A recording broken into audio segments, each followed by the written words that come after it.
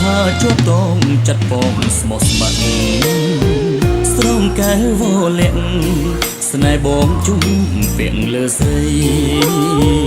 ដើរចេញមិនរួចចិត្តគួចលួចស្នេហ៍ចរណៃញប់ញ័រហរតី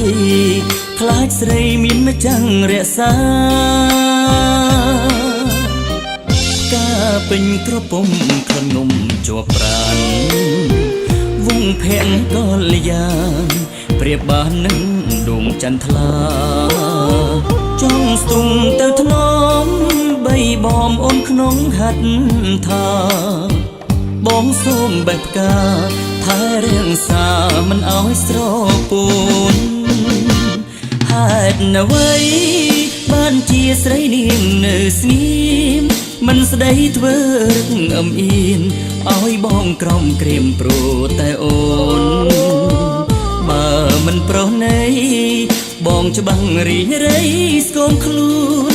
កុំអោយបងខ្សែព្រោះស្ងួននឹមនួនសូមអូនមេត្តាការអូនមានឆោមប្រឡំចិត្តបងលួចស្នេហ៍នួនល្អមួមងចង់ស្និទ្ធកាយា